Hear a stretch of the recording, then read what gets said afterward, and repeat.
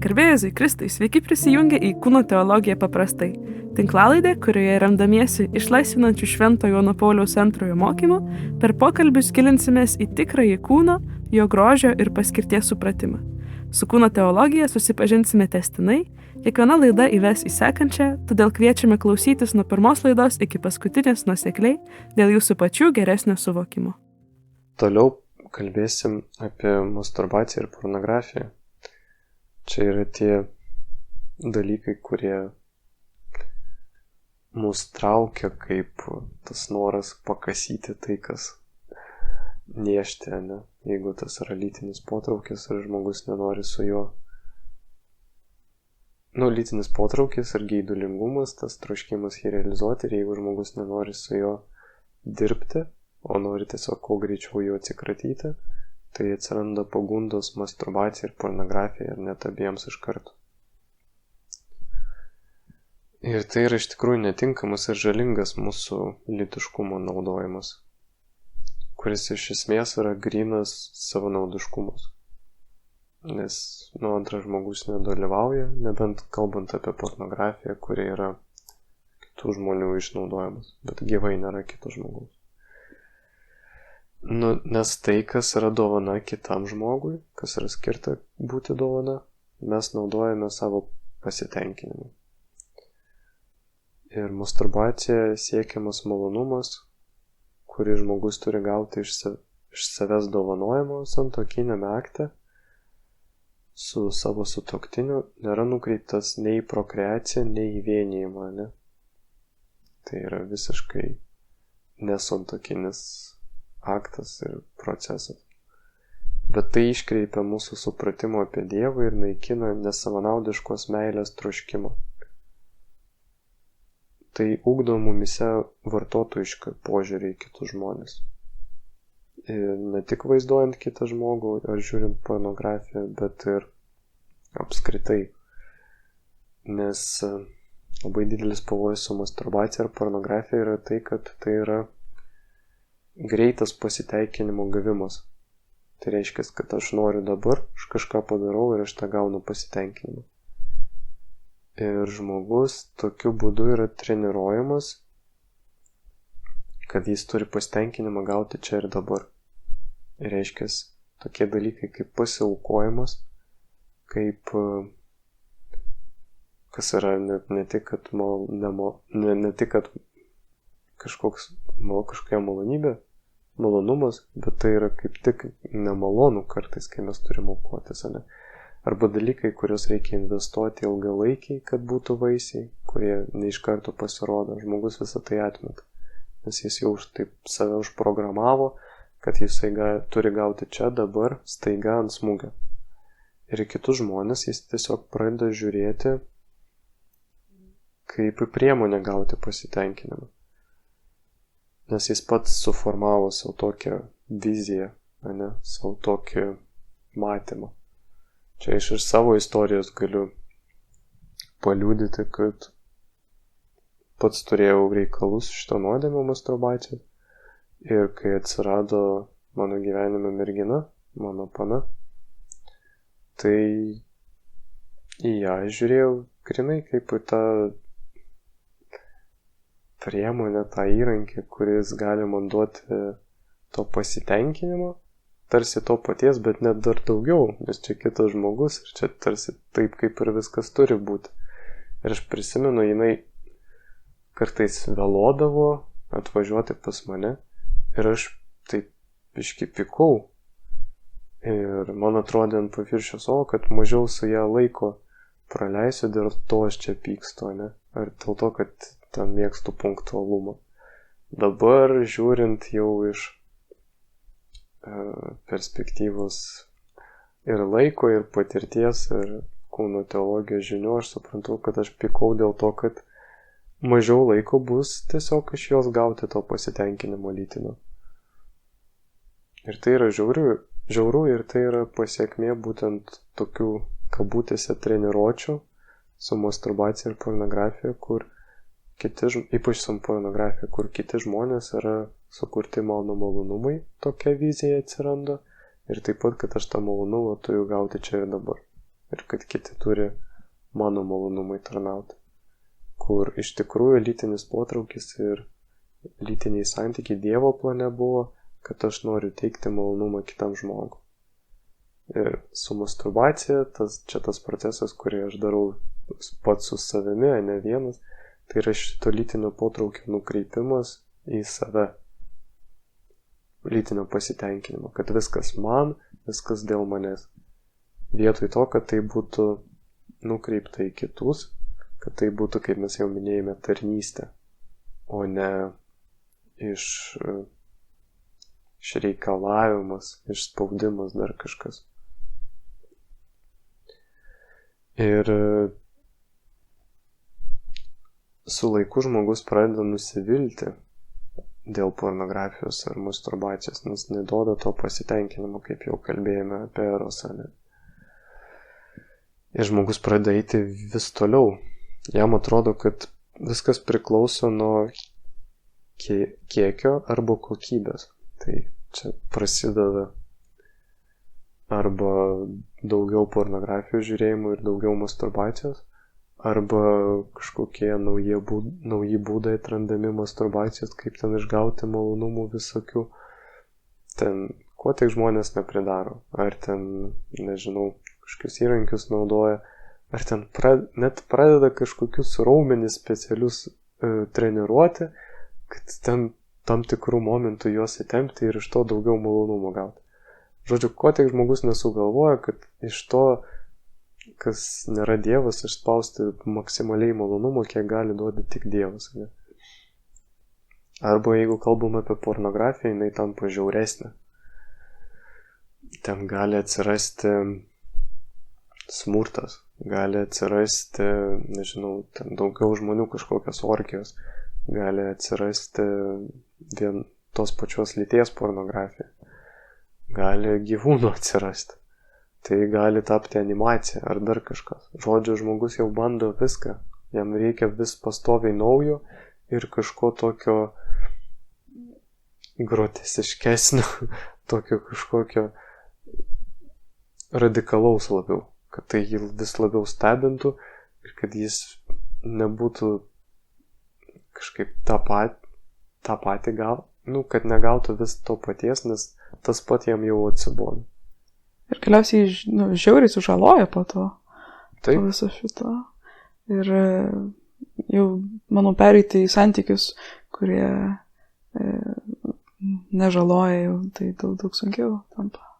Taip, be galo daug yra visokiausių tyrimų, kur įrodo, kad smegenims yra didžiulė žala nuo pornografijos, masturbacijos. Ir kad tokie žmonės, jie nesugeba, ne visiškai nesugeba, bet jau žymiai sunkiau formuoti santykius su kitais žmonėmis. Pavyzdžiui, vyrai, kurie žiūri pornografiją, įrodyta, kad jiems yra sunku moteriams žiūrėti tiesiai į akis. Mūsų kontaktas akių, tai yra mūsų kontaktų ryšio kūrimas, santykio kūrimas, ne? Ir tokiu būdu žmogus tampa geismo vergu, nes jisai ieško ne ten ir paklydęs eina gilyn į mišką, vietoj to, kad eitų toliau nuo to miško, ne, kur eitų prie miesto, pavyzdžiui, jeigu šitą analogiją naudosim. Bet nėra, kad visą gyvenimą liksi sužalotas,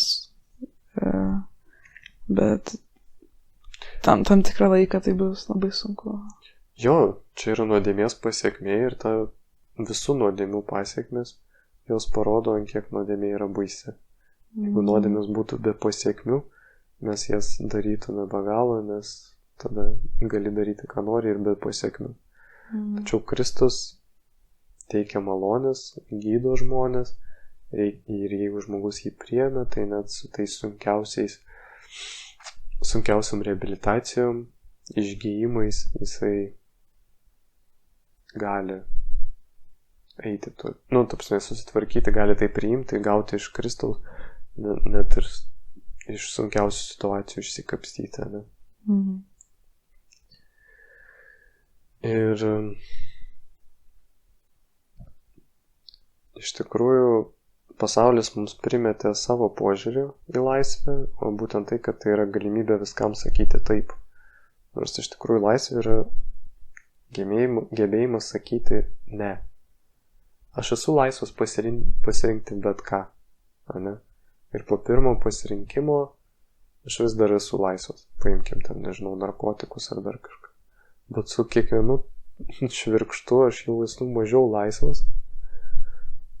Ir labiau jau šitos traukos valdomas, kad pasirink dar.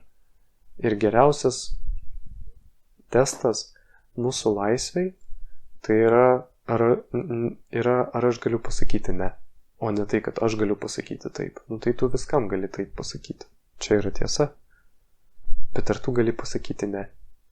Tai sakyčiau, laisvė yra pasakyti ne ir taip galimybė.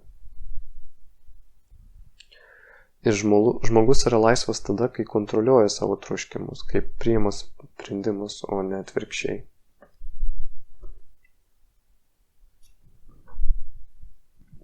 Ir kaip jau minėjom, tik laisvas žmogus gali tapti tikrą dovaną kitam žmogui. Nes tai bus sąmoningas pasirinkimas duoti, o ne priverstinis impulsas išnaudoti. Autentiška meilė reikalauja laisvės. Žmogus yra asmenybė būtent dėl to, kad jisai valdo save. Ir kalbant apie masturbacijos ir pornografijos žiūrėjimo problemas, tai yra iš tikrųjų priklausomybės.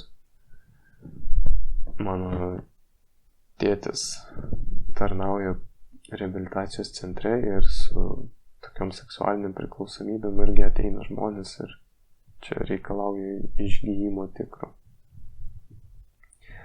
Ir šitos priklausomybės, kaip tikriausiai ir visos, yra siejamos su vidinėmis žaizdomis meilės trūkumu. Ar tai praeitėje, ar dabartyje. Ir jų įveikimui būtų gerai rasti šaknį ir dirbti su priežastimi, o ne pasiekmėmis. Ir aišku, tai įleisti Dievą. Čia yra toks pelių narkomanų pavyzdys. Buvo toks tyrimas atliktas, kai buvo 2 narvai. Viename buvo pelės, kurios turėjo labai blogas sąlygas, buvo mažai vietos, buvo taip ankštu, gal net temperatūros atžvilgiu buvo blogai, maistas buvo ne kažką. Ir jie turėjo 2 šaltinius vandens. Vienas buvo paprastas vanduo, o kitas buvo su narkotikais. Ir pelės paragavusios narkotinio vandens tiesiog tapo priklausomomis ir gerdavo vien jį. Tada kitas narvas buvo, kur buvo dalė kiek vietos, kur buvo minkšta, gera, temperatūra gera, kur buvo gal tas ratukas, kur jie gali bėgioti, savo sportą užsiiminėti, kur maistas buvo geras, kur jų nebuvo per daug. Ir irgi buvo tie patys 2 šaltiniai. Tiesiog pelės, kai turėjo geras sąlygas, jos rinkdavosi paprastą vandenį. Net jeigu ir buvo paragavusios narkotinio vandens, vis tiek jos suprasdavo, kad tai yra kažkas negerai, joms to nereikia, nes jos šiaip yra patenkintos gyvenimu ir to nesirinkdavo. Tai ir mūsų gyvenimas ir pasirinkimai yra panašus. Jeigu pa žmogų viskas yra gerai, tai jisai netrokš nieko, kas yra tokio nenaudingo, jam žalingo, kaip narkotikai, pavyzdžiui. Ir iš tikrųjų pornografija, masturbacija tai yra sūraus vandens gėrimas, kai esi ištroškęs. Yra kažkoks vandens jausmas burnoje, atrodo geriame, tačiau efektas yra žiaurus, bloginantis situaciją. Ir tai daroma užuot ėjus prie gyvojo vandens šaltinio, kuris yra Jėzus Kristus, kaip jisai pats sako. Ir jis žadėjo, kad kas gers tą vandenį, kurį jisai duos, tasai daugiau nebetrokš.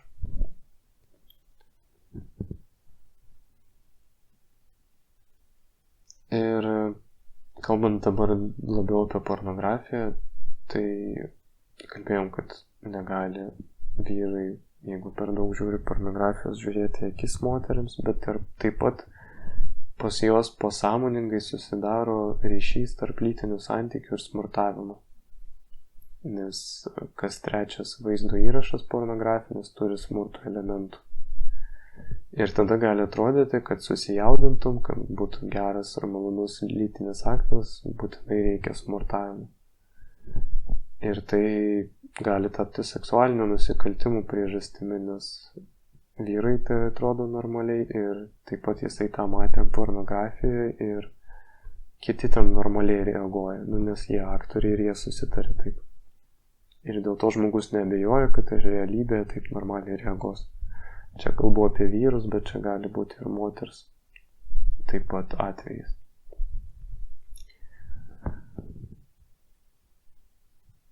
Ir taip pat pornografija skatina lyginti savo kūną su kitų žmonių kūnais, iškelia nerealistinius grožio standartus, kurių dažniausiai yra neįmanoma arba neprasminga siekti, ir dėl to atsiranda žmonėms depresija, savo kūno nepriėmimas ir net neapykanta.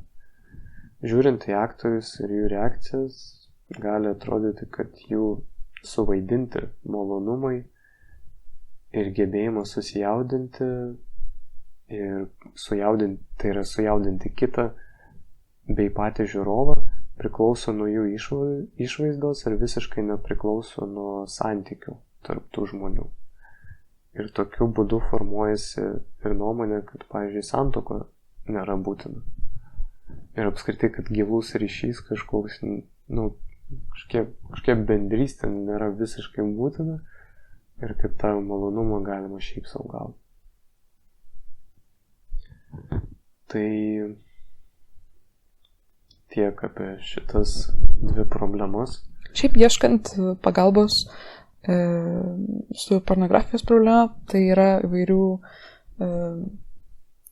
software variantų arba puslapių svetainių, kurios tiesiog įjungus jos blokuoja pornografinės svetainės. Tai jeigu kažkas jaučia, kam reikia, tai galite paguglinti, tai tokie dalykai tikrai egzistuoja. Ir galiausiai yra ir bent jau girdėjus apie vyrų palaikymo grupės, kur vienas kitą palaiko šitame, arba turi kitą žmogų, kuriam gali raportuoti, jeigu kažkas nutinka, arba jeigu sunku, gali paskambinti tuo metu, žodžiu, gauti palaikymą tokį vienas kitam.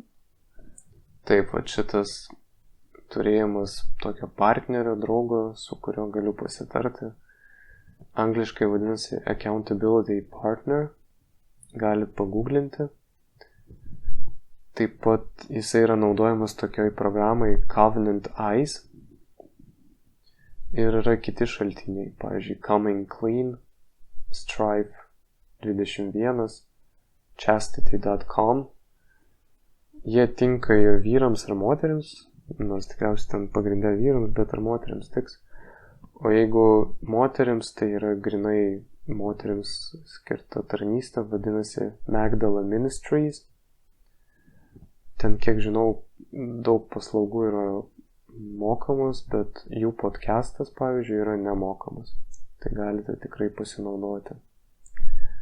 Aprašyme šito epizodo paliksime visus šitos pavadinimus, kad galėtumėte savo pasigūglinti. Dabar dar paduosim jums tokių patarimų, kaip kovoti su nuodėmėmis, kurios susiję yra su mūsų lytiškumu. Paimsim pavyzdį Jėzaus vėl malda alyvų sode. Kas nori paskaityti, tai yra Mato Evangelijos 26 skyrius nuo 36 iki 46 eilutės. Pirmas svarbus dalykas, kurį pastebiu, tai yra tai, kad Jėzus išneša į šviesą savo problemą. Sako apaštalams, mano siela mirtinai nuliūdusi. labai stiprų žodžiai, mirtinai nuliūdus. Jisai neslepia, nelieka su ta pagunda viens ant vieno, nes taip lengviau yra pasiduoti pagundai, kai esi viens ant vieno su ją, tai yra. Reiškiasi, pats su savo mintimis lieki.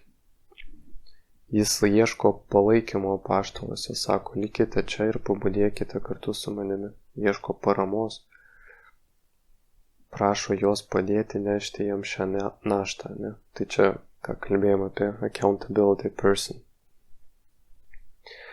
Antras dalykas, matome, kad Jėzus nelaukia, bet veikia nedelsdamas. Išsipasakoja draugams ir eina į maldą. Kiek toliau paėjęs, parpuolė kniupšęs ir meldėsi, rašo Matas. Kiek toliau paėjęs, iš karto puola kniupšęs ir meldžiasi, kol situacija nepablogėjo. Iš tikrųjų, su pagunda galima arba kovoti, arba jai pasiduoti. Tad jei nieko nedarome su ją, jinai sparčiai auga, nes neturi pasipriešinimo ir galiausiai jinai nugalimas. Taip pat negalima derėti su velniu. Ką tai reiškia? Sakyti jam, žiūrėk, aš padarysiu tik tiek, čia dar nebus nuodėmė, bet tipo jau link jos eisiu, ne? Tipo iki galo nenueisiu, bet tiek padarysiu, nes vis tiek čia bus faina, bet aš dar neskaitau, kad čia nuodėmė. Bet tai beveik visada nuveda mūsų nuodėmę. Nes jeigu mes padarom vieną žingsnį link velnio, tai mes automatiškai padarom vieną žingsnį toliau nuo Dievo ir jo malonės, kuri mus ir saugo nuo nuodėmių. Ir vien dėl to, kad puikybėje mes perdėtai pasitikime savo jėgomis. Šventas Pilypas Nėris sako, kad kova su netyrumu, su neskaistumu, ne? Ta kova gali laimėti tik bailiai. Kad išgyventi galima tik bėgant nuo pagundos, o ne kovojant su ją. Prieš tai sakiau, kad reikia arba kovoti, arba pasiduoti. Tai čia kovoti reiškia, kad kažką daryti su to, nebūti pasyviu. Taip pat saugokime mąstymo, kad tegul nuodėmė pati mane randa. Čia maždaug, kad žinau, kur yra tos nuodėmės. Pavyzdžiui, ten skrolinime esu linkęs nuodėmę, ne? Kažkam skrolinimas gali būti kaip pagunda, nes be galo eina tie postai ir kažkur bus postas, kuris bus toks atviresnis, sakykim, ir už to užsikabins ir tada po biškį žmogus nespės suvokti, kaip jis jau yra visiškai nuodėmėj. Ir paskutinis trečias dalykas, kurio pasimokome iš Kristaus, tai yra nuoširdi ir atkakli malda. Mano tėve, jeigu įmanoma, te aplinkė mane ši taurė. Tačiau ne kaip aš noriu, bet kaip tu. Ir keletą kartų tai kartuoju. Tai jisai viską atveria, kaip jau kalbėjom Dievui, ne? Tai čia jau nebesikartosiu. Toliau Kristus sako Mato Evangelijoje 18 skyrius 9 eilutėj: ir jeigu tavo akis gundo tave nusidėti, išlupk ją ir mesk šalin. Tau geriau vienakiu įeiti į gyvenimą, negu su abiem akim būti įmestam į pragaro ugnį.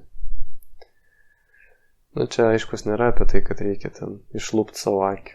Čia kalbama apie tas situacijas, kurios yra artimos nuodėmiai, kur mes turime tą potencialą didesnį nusidėti, kur daugiau yra pagundos. Čia Jėzus nesako, jei tavo akis verčia tave nusidėti, tai pasinaudok savo valios jėga, ne? Maždaug tu toks kietas. Ne, sako, bėk iš ten. Bet taip, drastiškai gan pasako. Taip, labai drastiškai, kad įsimintume ir kad suprastumėm, kiek čia yra svarbus reikalas. Ne? Ant kiek nuodėmė yra blogis, kad jau verčiau išsiluptą akį. Taip. Ar ten išmest telefoną, ar kažkaip. Mygtukinę savo paimti. Kad ir. Jo. Tai čia mums kalba Jėzus apie tai, kad priklausomybė yra visada situacinis dalykas. Tai reiškia, priklauso nuo aplinkybių. Ir visi mes žinome, kad yra tam tikros aplinkybės, kai man lengviau yra nusidėti, ne? Pavyzdžiui, nežinau, ten žmogus yra kažkokiame restorane, kur jam labai patinka maistas. Ir jis žino, kad kai jisai ten yra didesnė tikimybė, kad jisai persivalgys, ne? Tai jeigu jis sąmoningai vis tiek pasirenka tą restoraną, žinodamas, kad jis gali persivalgyti, tai yra nuodėmė tame, kad jisai sąmoningai eina į tą situaciją, kur jisai žino, kad jis yra silpnesnis ir kad yra didesnė tikimybė neatlaikyti pagundos. Net jeigu jisai ir nepersivalgys, vis tiek tas mąstymas, tas sąmoningas įėjimas pagundos kryptimi, net čia jau yra nuodėmė. Tai reiškia, kad mes turim išsiaiškinti, kokiamis aplinkybėmis pasiduodame nuodėmiai ir tada pašalinti visiškai tas aplinkybės iš savo gyvenimo su Dievo pagalba. Iš tikrųjų, man dažnai padeda 23 psalmės pirmoji eilutė, kuris skamba, kad Viešpats mano ganytojas, man nieko netrūksta. Ir jeigu taip pagalvosim daugiau apie ją, tai iš tikrųjų, kai tik Jėzus nustoja būti ganytojas, tada atsiranda stoka. Nors mums gali atrodyti, kad būdamas su juo negaunu visko, ko man reikia. Ir tada, nuo jo atsitraukiu. Bet iš tikrųjų tai tik parodo, kad jau palikau jį, kad aš jau atsitraukiau, jeigu man kažko trūksta. Tai kaip ir minėjom, visus tuos šaltinius jums gal kurių prireiks kovojant su nuodėmėm, paliksim aprašyme. Ties to ir baikim. Skatiname dalintis podcastu. Tikrai žmonės kenčia, kurie yra šitų aistrų pagauti ir kurie yra vergovėje šitų aistrų. Tikriausiai ir patys savo pavyzdį, savo patirtyje patyrė tai. Tai linkiu jums ir patiems su tuo tvarkytis su Dievo pagalba, bet ir kitiems parodyti, kad yra viltis, kad yra šviesa, kad yra Kristus, kuris padeda visą tai nugalėti. Ir galiausiai koks didelis yra gėris kūno, kaip mes išsiaiškinom dabar per šitos podcastus, per šitą kursą. Kad nepamirškim šito, kad nėra kūnas blogas, kurį atmesti turim, bet kaip tik mes trokštam didesnės meilės ir tai troškim jos aktyviai. Taip, visiškai pritariu. Ir pasimatysime su jumis Eucharistijoje. Iki.